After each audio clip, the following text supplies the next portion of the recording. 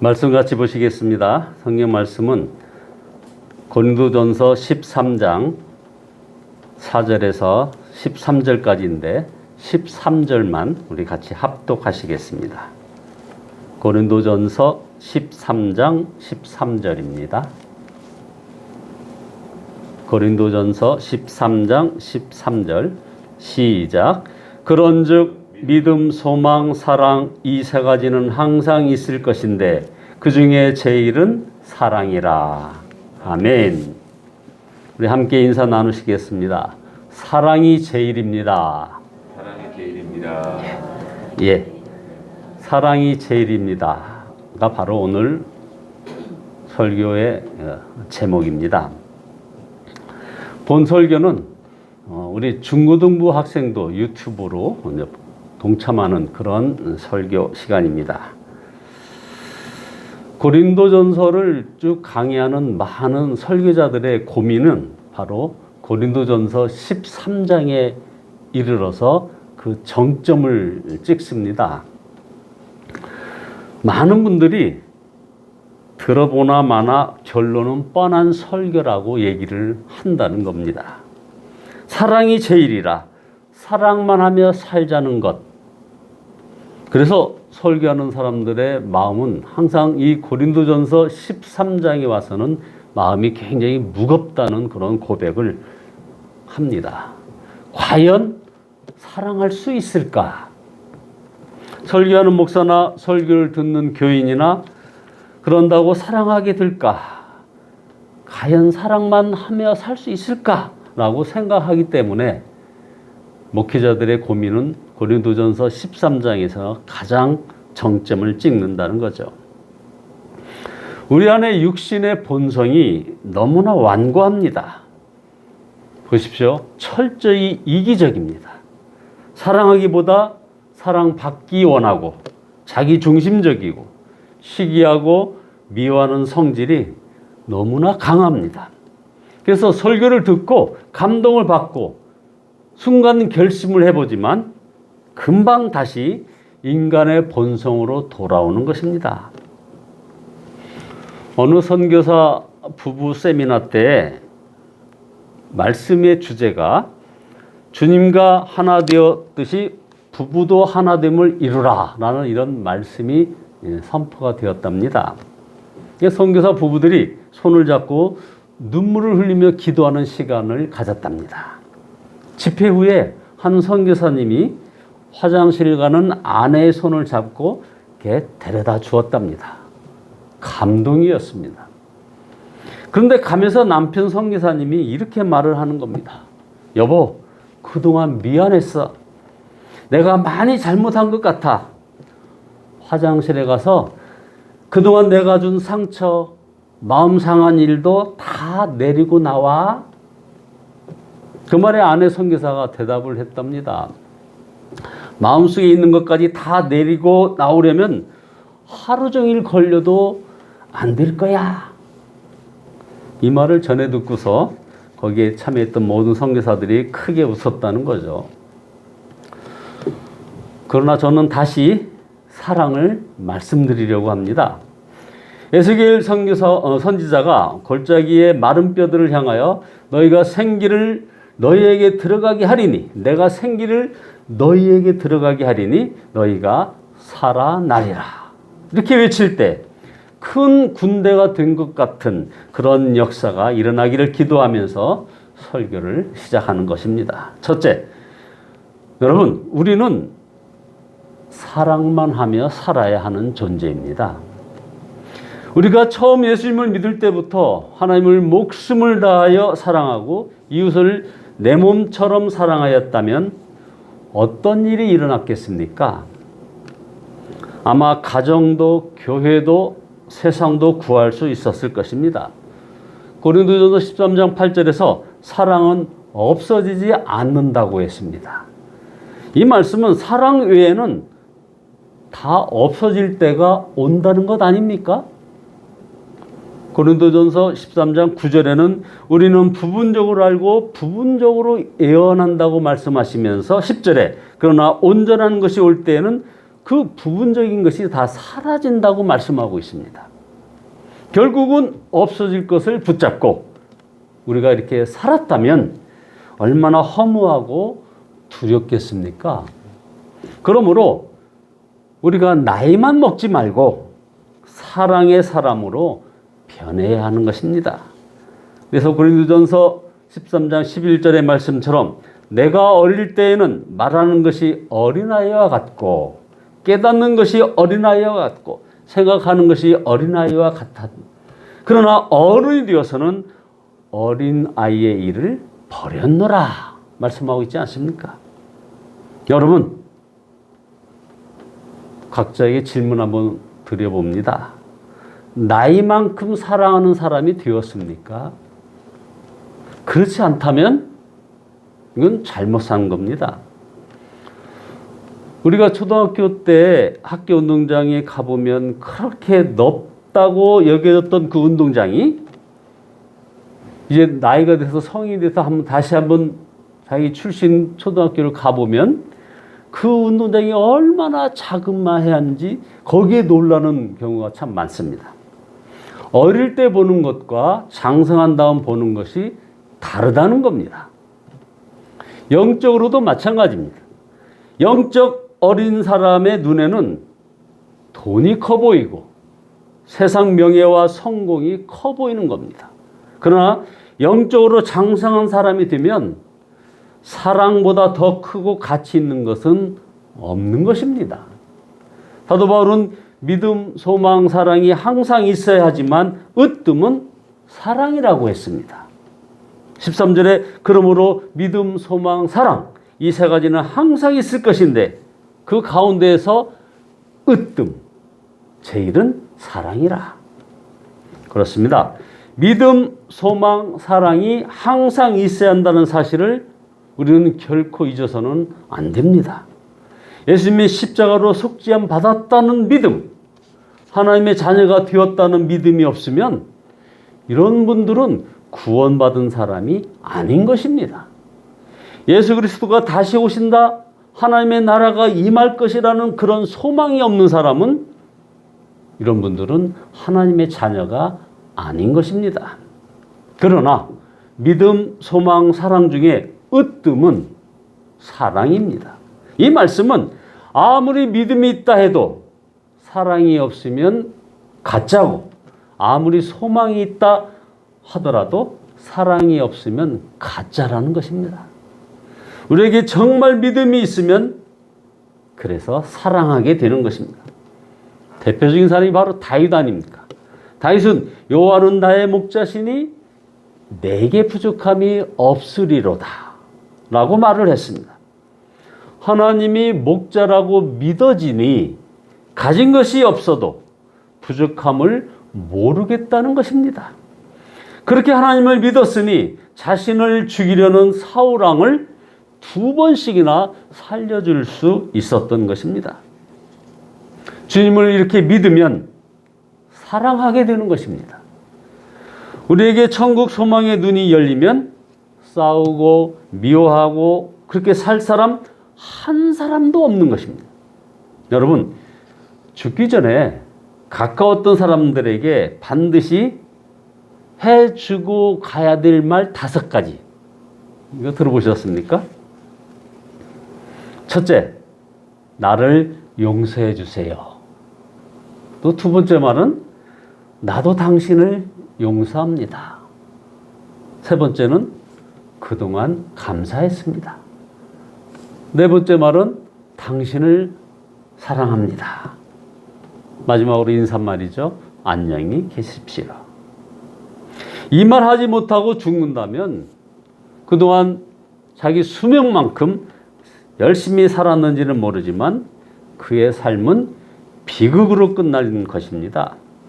천국에서 남는 것은 사랑뿐이기 때문입니다. 다시요. 천국에서 남는 것은 뭐라고요? 사랑뿐이라는 것입니다. 그러므로 사랑이 제일이라고 명심하고 살아야 하는 것이죠. 그렇지 않으면 이제 우리는 용서할 기회도 놓치고 용서받을 기회도 놓치고 사랑할 기회도 놓치고 갑자기 죽음을 맞이하게 되는 것입니다. 둘째로, 그러면 문제는 사랑만 하고 살고 싶지만 어떻게 그렇게 살 수 있느냐는 것입니다. 자, 보십시오. 공부해야 하는 것은 알겠는데 안 되는 학생에게 공부하라는 말은 아무 도움이 안 됩니다. 제가 무려 33년 동안 그런 권면을 했습니다만 아무 도움이 안 되는 사람이 여전히 있었던 것 압니까, 여러분? 술 중독자에게 술 마시지 말라는 말은 아무 도움이 안 됩니다. 도박 중독자에게 도박하지 말라는 말은 아무 도움이 안 된다는 거죠. 마찬가지로 사랑만 하자 한다고 사랑하게 되는 것은 아니지 않습니까? 많은 그리스도인들에게 사랑하라는 이 말씀이 복이 아니고 저주 같은 무거운 짐이 되어 가고 있는 것이 지금의 현실입니다. 사랑하라는 것은 행복하게 살라고 주시는 말씀인데 무거운 짐, 무서운 죄책감이 되어버린 것이라 이거죠. 그러나 하나님께서 안 되는 것을 하라고 하셨을까요? 되니까 하라 하신 것이 아니겠습니까? 우리가 사랑만 하며 살 수 있다는 것입니다. 어떻게 해요? 예수님만 바라보면 그렇게 되는 것입니다. 그래서 고린도전서 13장 12절에 지금은 우리가 거울로 영상을 보듯이 희미하게 보지만은 그때는 얼굴과 얼굴을 마주하여 볼 것이라. 지금은 내가 부분밖에 알지 못하지만은 그때는 하나님께서 나를 아신 것과 같이 내가 온전히 알게 될 것임이라 말씀하고 있지 않습니까? 고대 로마 사람들에게는 청동으로 만든 거울을 사용하고 있었다는 거죠. 그래서 거울을 보아도 청동이니까 희미하게 보일 뿐입니다. 지금은 누구나 예수님을 이처럼 희미하게 볼 수밖에 없다는 것입니다. 비유이죠. 지금은 누구나 예수님을 희미하게 밖에는 볼 수가 없습니다. 그러나 희미하게 보는 것도 거기에도 하늘과 땅의 차이가 있다는 것을 여러분 아십니까? 우리가 할 일은 더 늦기 전에 예수님을 믿어도 바로 믿어야 한다는 것입니다. 우리는 그 사람이 얼마나 사랑스러운가를 따집니다. 사랑할 수 없는 이유를 찾습니다. 그러나 성경은 우리 안에 사랑이 있는가를 묻고 있는 겁니다. 우리 안에 사랑이 있으면 대상이 누구든지 사랑하게 되는 것입니다. 그런데 우리 안에 계신 예수님이 바로 사랑이십니다. 그래서 보이지 않는 주님이 보이는 분처럼 바라보아지도록 살아야 한다는 것입니다. 그러면 예수님께서 우리 마음을 바꾸어 주신다는 겁니다. 에스겔 36장 26절에서 새 마음을 너에게 주되 너희 육신에서 굳은 마음을 제거하고 부드러운 마음을 줄 것이며 라고 했습니다. 여러분, 지금 이 유튜브 방송을 보고 계신 우리 예수하나님께 성도들 모두가 현재 마음이 어떤 마음이십니까? 여러분들 마음이 지금 부드러운 마음이십니까? 여러분, 오늘 이 설교를 또 한 번의 사랑에 대한 설교로 듣지 마시기를 바랍니다. 사랑에 대한 마지막 설교라고 받으시기 바랍니다. 이제 사랑만 하며 살면 구원받는 것이고 그렇지 못하면 영원히 구원의 삶을 놓쳐버린다는 그런 심정으로 들으시기 바랍니다. 예수님을 믿는데 사랑은 안 된다. 그렇게 말하면 안 됩니다. 예수님을 정말 믿지 않으니 사랑이 안 되는 것입니다. 사랑이 제일이다. 이거 하나만 분명히 해도 어떤 시험도 이길 수 있습니다. 셋째로, 우리 교회도 사랑이 제일인 교회가 되어야 합니다. 목사님, 장로님들 오늘 잘 한번 생각해 보시기 바랍니다. 지금 유튜브 방송을 보는 모든 성도님들도 목사님, 장로님들만 생각하라고 하지 말고 자신들도 한번 생각해 보셔야 합니다. 그리고 결심하셔야 합니다. 우리 예사랑교회는 바로 모든 일을 처리함에 있어서 사랑이 기준이다 하는 바로 그 교회라는 이 생각을 하시라는 겁니다. 교회의 모든 일을 사랑이란 기준으로 처리하지 못하면 교회는 주님의 교회가 아닌 것입니다. 요한계시록에 나오는 에베소 교회를 우리는 아주 교훈 삼아서 잊지 말아야 할 부분이 있습니다. 보십시오. 에베소 교회는 선한 행위와 수고와 인내가 남달랐습니다. 둘째는 악한 자들을 용납하지 아니했습니다. 아주 정의로웠습니다. 셋째는 거짓 사도를 드러내버렸습니다. 넷째는 주님의 이름을 위하여 견뎠습니다. 인내했다는 겁니다. 다섯 번째는 게으르지 아니하고 아주 훌륭한 그런 교회였습니다. 그런데 처음 사랑을 잃어버렸다는 겁니다. 여러분, 지금까지 열거한 이 5가지 선한 행위, 수고, 인내, 그리고 악한 자를 용납하지 아니한 것, 거짓 사도를 드러내버린 것, 다음 네 번째 주님의 이름을 위하여 견뎠다는 것, 다섯째 게으르지 아니한 그런 교회, 얼마나 모범적이고 훌륭한 그런 초대교회의 모습입니까? 그런데 처음 사랑을 잃어버렸다는 겁니다. 우리 주님께서는 그 에베소 교회에 대해서 말씀하시기를 어디서 떨어졌는지를 생각하고 회개하여 처음 행위를 가지지 아니하면 첫 때를 옮기리라 하셨습니다. 사랑이 제일이 아닌 교회는 예수님과 상관없는 교회입니다. 어디 교회뿐입니까? 각자의 성전인 여러분 각자도 사랑이 제일이 아니라면 여러분들은 예수님과 상관이 없는 것입니다. 우리 교회가 아무리 멋있고 아무리 훌륭한 교인이 많아도 여전히 우리 교회에는 은혜가 필요하고 또 사랑이 필요한 것입니다. 사랑이 제일인 교회가 아니면 더 이상 하나님의 은혜와 사랑이 우리에게 임하지 않습니다. 하나님의 은혜와 사랑이 우리 앞에 충만할 때, 그래서 그 하나님 앞에 설 때 그 책임은 정말 무서운 것입니다. 결론입니다. 이렇게 사랑만 하며 사는 것, 사랑이 제일이라고 결론 짓고 사는 것, 이것은 결코 무거운 짐이 아닙니다.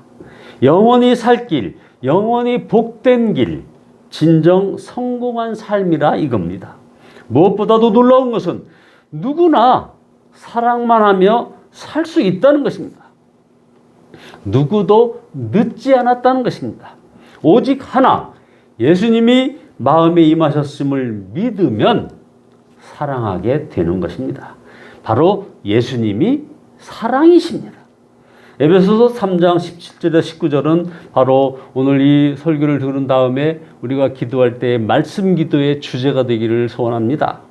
에베소서 3장 17절 말씀에 믿음으로 말미암아 그리스도께서 너희 마음에 계시게 하시옵고 너희가 사랑 가운데 뿌리가 박히고 터가 굳어져서 능히 모든 성도와 함께 지식에 넘치는 그리스도의 사랑을 알고 그 너비와 길이와 높이와 깊이가 어떠함을 깨달아 하나님의 모든 충만하신 것으로 너에게 충만하게 하시기를 구하노라.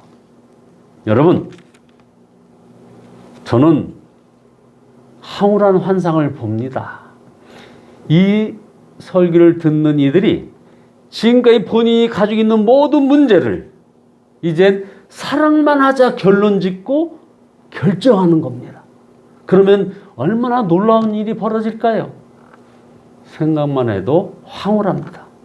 사랑하면 하나님을 알게 됩니다. 황홀한 일입니다.